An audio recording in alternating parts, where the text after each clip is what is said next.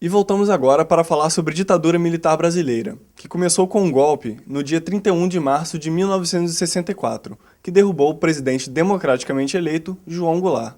A ditadura só terminou em 15 de janeiro de 1985, com a eleição indireta de Tancredo Neves.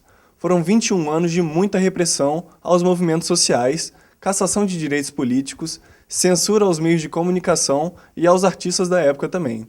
Foi também um período que a elite parceira dos militares enriqueceu muito, aumentando a imensa desigualdade social no Brasil.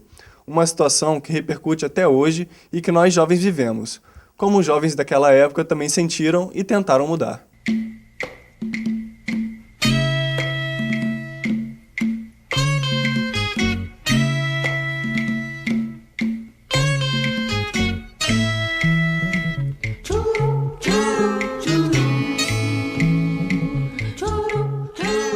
Hoje, o país é livre politicamente, mas ninguém pode negar que 21 anos de ditadura não acabam de repente. Mudar essa situação é uma tarefa de todas as gerações. Não é isso, professor Araão e professor Leovigildo? Eu penso que sim, que realmente refletir e debater sobre a ditadura, estamos agora no cinquentenário da instauração da ditadura, em 1964, e creio que é um momento importante, né, para que toda a sociedade debata, sobretudo as novas gerações que não viveram a ditadura, é o momento delas se debruçarem sobre o assunto e debaterem a respeito do assunto. Eu penso que é uma tarefa de várias gerações, né, porque a ditadura ela não só deixou um legado importante, que precisa ser discutido para ser efetivamente superado, como também a ditadura é, por sua vez, expressão de tendências autoritárias que perpassam a sociedade brasileira há muitas décadas e há muitos séculos, né? De sorte que eu penso que realmente é uma tarefa plurigeracional, discutir as características da ditadura, por que ela surgiu, os fundamentos sociais e históricos dela, para que possamos compreendê-la bem e poder superá-la. Professor Leovigildo? Olha, cara, quando foi formulada a pergunta, já me veio a memória um pedaço de um poema de Castro Alves, chamado Estrofes do Solitário, que eu recomendo que vocês leiam. Em que há um verso que diz um grito, alguma coisa que ecoa no infinito, aquelas frases condoreiras de Castro Alves, um grito ecoa no infinito para os velhos, como é que é? Alguma coisa como que os velhos não ouvem, mas os jovens sim. Enfim, o que eu digo quanto a isso é o que eu digo, dizia sempre meus alunos. Para mim, para a nossa geração, ser de esquerda era fácil. A gente estava seguindo uma onda, certo? Uma onda de utopia, de rebeldia, de compromisso social, certo? Um outro campo ideológico que, desgraçadamente, foi anestesiado, eu não digo que foi extirpado, mas foi anestesiado por essa onda neoliberal aí de pragmatismo, de oportunismo, e de imediatismo, de hedonismo, enfim.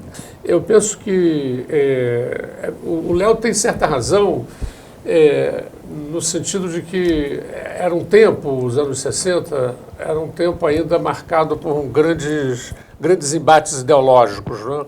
Aquela coisa que depois vai aparecer na música do Cazuza, né? Eu quero ter uma ideologia, né? Para viver, né? Então ali havia realmente embates ideológicos muito... as pessoas acreditavam em certos programas políticos, né? E acreditavam, tanto a direita como a esquerda, que havia um sentido na história. Isso aí realmente era um ponto assim, favorável à participação. No entanto, é preciso sempre lembrar, aqui em relação ao Brasil, que não era a juventude que se rebelou contra a ditadura. Houve segmentos da juventude que se rebelaram, porém, outros segmentos não se rebelaram contra a ditadura. Bom, esse foi só o começo do debate, mas deixa eu apresentar antes os nossos convidados que se dispuseram a estar aqui com a gente. Apresentar formalmente eles. Nós estamos aqui com o professor Daniel Arão Reis, professor da UF, de História Contemporânea, autor do livro Ditadura e Democracia no Brasil, lançado esse ano, e o professor Leovegildo Leal, historiador e jornalista, e ele lançou um livro, foi publicado agora, em 2010, A História da Polap, que teve sua primeira edição em 2010 agora. Para começar o nosso debate, nós vamos apresentar um vídeo aqui, que a gente fez, nós fomos às ruas, para saber qual a opinião das pessoas sobre a ditadura militar. Ditadura no Brasil foi um erro histórico, só para começar. Foi um momento, de qualquer forma, que estava uma instabilidade política, e acontece que isso causou um grande prejuízo humano e econômico também, né? Claro. Que aí tivemos tortura, né? Esse monte de coisa horrível, atrocidades cometidas pela polícia, que não é muito diferente de hoje, né? E eu acho que 50 anos da ditadura, né? Nada mais justo do que investigar, né? Nem tentar achar alguém para culpar, igual a comissão está fazendo um trabalho bom e tal, mas tentar explicar, né, as coisas que as pessoas não sabem. Cara, para mim ditadura é sinônimo de repressão, assim, que pelo que eu já estudei, que eu já pesquisei sobre o assunto, foi o sistema do governo, foi usado para reprimir ideias, para impor suas próprias decisões sobre tudo, sem dar poder nenhum para o povo, apenas se preocupando com os interesses pessoais. Acho que claramente foi um negócio horrível e que o fim dela, na verdade, não foi completo. Enfim, acho que o maior problema disso hoje é que não teve bem um fim. Que as pessoas, os poderosos continuaram no poder e tudo. Acho que é isso que mais me incomoda nela. Eu não vivi ela, né? Mas eu acho que em muitos sentidos ela permanece aí, né? Da forma como a polícia militar age, enfim, da forma como o povo é afastado da política, da realidade política do país. Então acho que em várias maneiras ela permanece e isso é muito nocivo para a nossa democracia atual. Perdi muitos amigos, mudei muitas vezes a minha própria situação de vida em função da ditadura. Jamais gostaria de ver a ditadura de novo nesse país. Bem, como a gente viu no vídeo agora, eu queria saber a opinião de vocês sobre essas falas que a gente viu agora. Nas opiniões que a gente ouviu aqui, nas entrevistas, a ditadura é associada quase que exclusivamente à repressão, o que é importante. Evidentemente, a ditadura é um estado de exceção, é um estado que o governo cria e revoga leis a seu bel prazer. A tortura era uma política de Estado e é usual, é razoável, inclusive, associar as ditaduras em geral e a brasileira em particular à repressão. No entanto, é importante chamar atenção para o fato de que a ditadura brasileira não foi apenas um regime repressivo. Tá? Ela foi também um regime, em primeiro lugar, quando ela se instalou, ela foi muito apoiada, ela teve apoios significativos na sociedade, houve um grande movimento de massas no Brasil de apoio à ditadura, que foram chamadas Marchas da Família com Deus pela Liberdade, instituições veneráveis, como por exemplo a OAB, a ABI, a CNBB, que muito justamente figuram como baluartes das lutas democráticas. Pouca gente sabe que elas só migraram para as lutas democráticas a partir do final dos anos 60 e início dos anos 70. A CNBB apoiou o golpe, a OAB apoiou o golpe, a ABI silenciou diante do golpe e depois confraternizou frequentemente com os ditadores de plantão. Tá? Então isso precisa vir à tona. Houve repressão? Houve. Ele relaciona todos os caçados, mas foram minoritários. E a Universidade Brasileira sofreu um salto para diante ao longo da ditadura. Eu, quando falo sobre a ditadura, eu digo a metáfora mais utilizada para falar da ditadura era tempos, anos de chumbo. O chumbo grosso realmente foi usado contra aqueles que se rebelavam abertamente, com armas ou sem armas na mão. Levaram chumbo grosso. Porém, eu digo também, foram anos de ouro, os anos, sobretudo os primeiros anos, a primeira metade da década de 70, anos de ouro, anos de grande desenvolvimento econômico, anos de autoglorificação. Havia uma certa euforia no Brasil que não contaminava só as elites, não contaminava só o Brasil, ame ou deixo, ninguém segura esse país. Eu estava no exílio, mas me mantinha bem informado sobre o que acontecia no Brasil e depois estudei bastante essa conjuntura, tenho estudado através de teses e dissertações sobre aquele tempo e realmente as pessoas,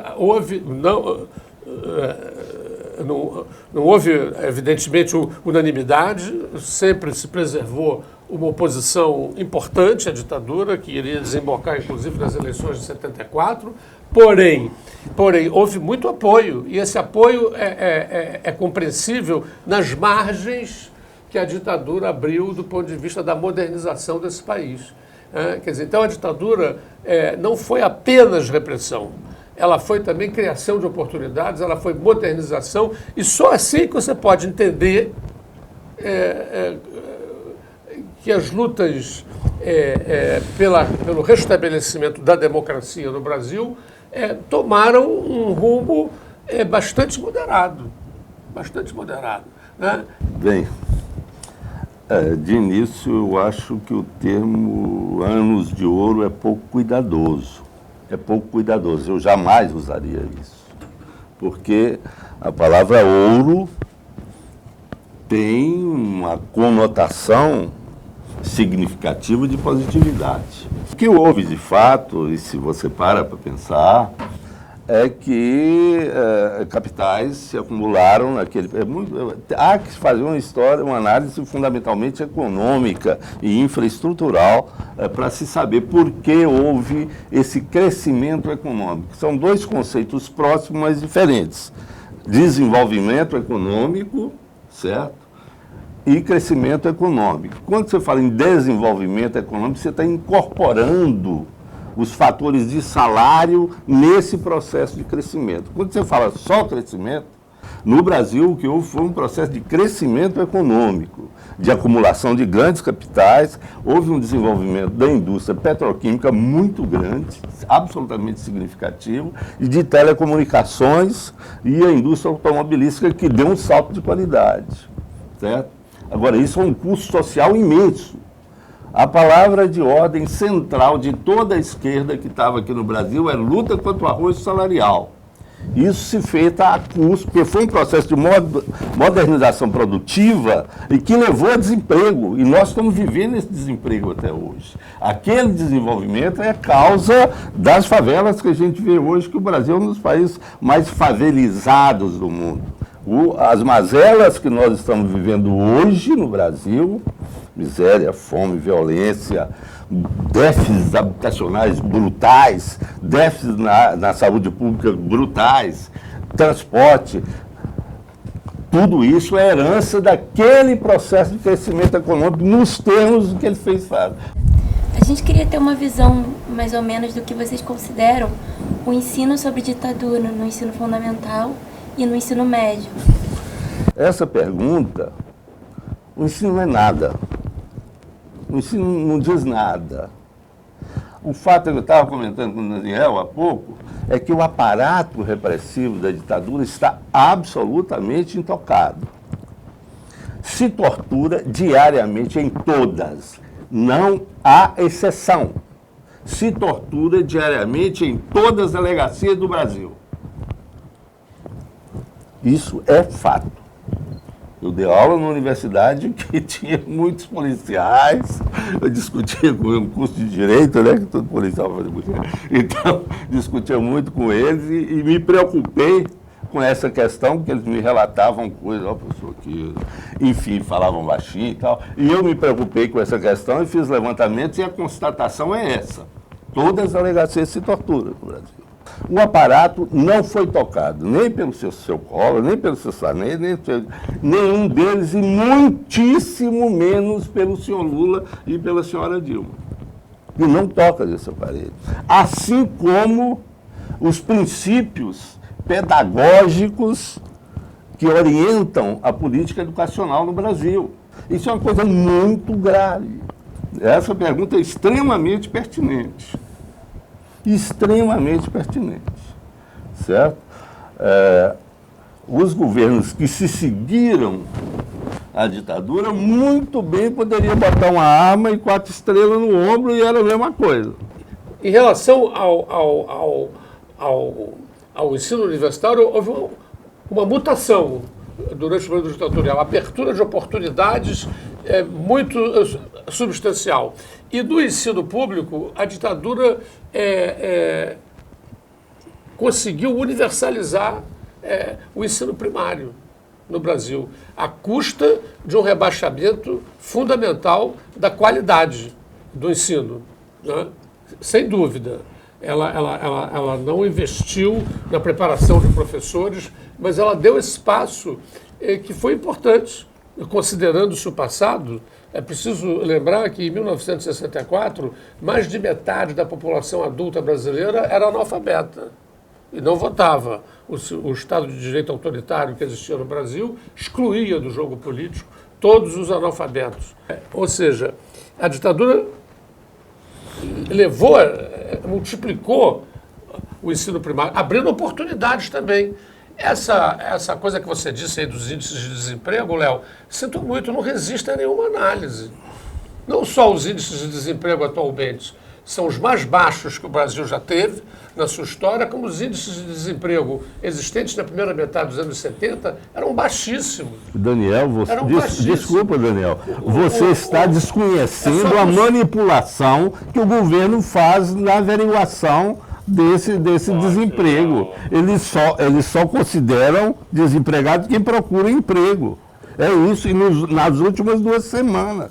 E assim é fácil dizer que não tem desemprego. O Brasil chegou a níveis próximos ao pleno emprego na época do milagre econômico.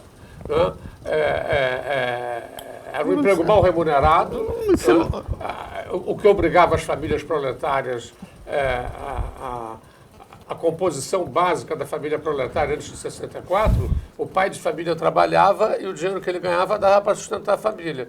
Depois, na época da ditadura, já tinha que trabalhar o pai, a mãe e o filho mais velho, né, porque os salários eram relativamente mais baixos. Houve um abaixamento, um arroxo salarial. Porém, isso era relativamente compensado no nível das famílias proletárias, porque o emprego, houve um grande crescimento do emprego no Brasil. Como compensado? Isso, se é que ocorreu, e de fato não ocorreu, eu não dou esse crédito que você dá às estatísticas oficiais, nem de antes de 64, nem depois de 64, nem de hoje. Eu também conheço estudos, certo, que negam isso. Então, essa questão é, no mínimo, polêmica. Para mim, não é polêmica. Agora, essa juventude proletária, em vez de estar lá sendo explorada e superexplorada no seu trabalho, certo? Ela poderia estar fruindo uma cultura, esporte, lazer, convivência em termos de sociabilidade primária, enfim, se enriquecendo humanamente. Nós não estamos aqui para fabricar máquina de fazer lucro para a burguesia, vamos ser claros. Aí você está caindo num aspecto doutrinário. Eu queria trazer a discussão para esse pragmatismo, esse pragmatismo seu me parece inapropriado. Não, eu não tenho nenhum pragmatismo. Inclusive você, eu sou historiador. Que eu conheço seu trabalho, esse pragmatismo não tem sentido. Léo, eu sou um historiador que estou à procura de evidências. Eu construo meus raciocínios e minhas interpretações com base em evidências. E a gente queria também saber o que sobrou de herança da ditadura que pode ser visto na nossa sociedade hoje em dia. Permanecem legados da ditadura muito importantes. Eu usei a metáfora.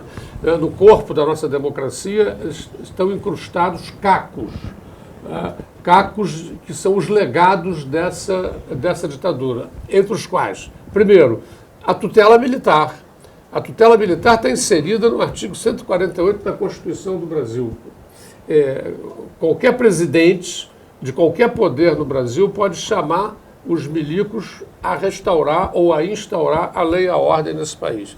Ou seja, uma intervenção militar, desde que solicitada apenas por um dos presidentes dos poderes constitucionais, essa intervenção se torna legítima constitucionalmente e legal. Quer dizer, ou seja, é uma tutela militar que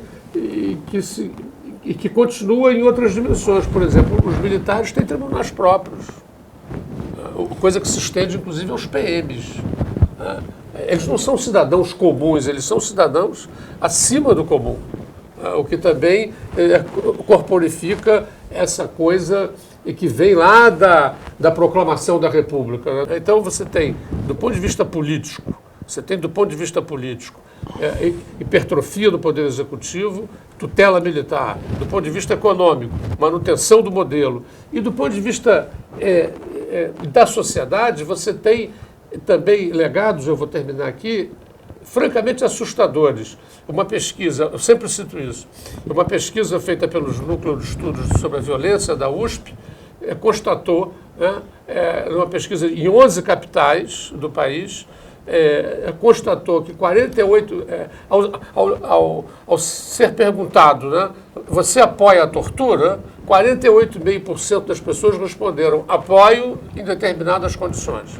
Quer dizer, ou seja, você tem uma cultura de violência, uma tradição autoritária, quisera que esses 50 anos da ditadura servissem para a gente discutir isso, para a gente aprofundar essa discussão, porque o autoritarismo não se limita às elites dominantes, ele é super potencializado pelas elites, mas ela perpassa, como não poderia deixar de ser, a ideologia dominante é a ideologia das classes dominantes, você perpassa a sociedade, essa cultura autoritária. O que eu quero dizer com isso é o quê?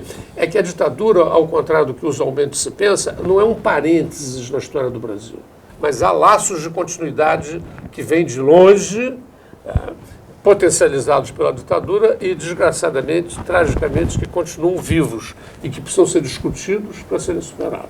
Eu tenho que concordar com as palavras do Daniel.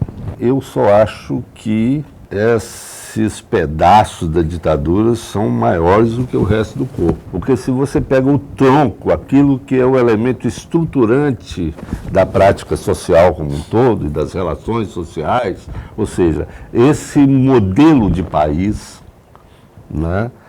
esse modelo de educação, esse modelo de pensar, certo? A ideologia dominante, vou usar uma palavra, certo? Isso vem da ditadura e mesmo que vem antes. A ditadura é filha de Floriano Peixoto, certo? A ditadura é filha de Getúlio Vargas, certo? Essa coisa não vem de agora, certo? Agora, o que a gente tem que ver, e eu concordo com que o risco imediato de ditadura não existe. Principalmente porque a burguesia não precisa disso. Uma ditadura hoje prejudicaria os negócios da burguesia, e essa é a questão central. Na hora que uma ditadura favoreceu os negócios da burguesia, como agora a gente está vendo, um exemplo mais claro. Esses grandes eventos esportivos constituem um grande negócio, certo? E são bilhões de dólares que estão rolando. E tome de Robocop, tome de pancada nos outros, tome de criminalização, práticas tipicamente ditatoriais, do período ditatorial, por um aparato herdado da ditadura de forma intocada e aperfeiçoado. Olha, o governo Dilma falou, olha, eu estou dando aqui 2 bilhões de reais, isso foi semana passada, deu 2 bilhões de reais para armar, treinar, uma força de 150 mil homens para reprimir durante a Copa. O povo brasileiro é democrata, infelizmente. Eu acho que é um problema grave ele ter esse sentimento democrático. A gente tem que... É uma questão política, de visão ideológica, que chamam de doutrinária, mas esse é o problema. O povo brasileiro, no geral, é democrata. certo? E isso ficou muito claro que mesmo se uma ditadura pesada, em 1974 foi o tiro de largada para a ditadura acabar, que foi uma vitória assustadora, assim, a todos surpreendeu essa vitória do PMDB, na época chamava MDB, do MDB nas eleições, uma coisa, chegaram a fazer maioria no Senado, o governo ficou maluco, a ditadura ficou maluca. Já estava no processo de abertura patrocinada pelo Geisel, certo? Isso o Geisel tomou posse no início do ano, final do outro, não sei se foi janeiro ou março, coisa que ele tomou posse, esqueci, e esse fato foi em novembro, essa eleição histórica que teve no Brasil, que o MDB deu uma surra, e a partir daí, ou seja, o que significou objetivamente aquela vitória do MDB? A burguesia já não precisava mais da ditadura.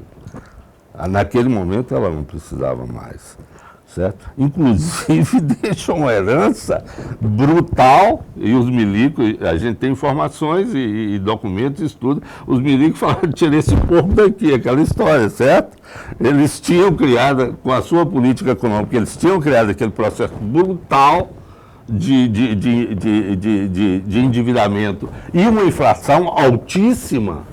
Você tinha inflação de 17%, 16% durante o governo Figueiredo, certo?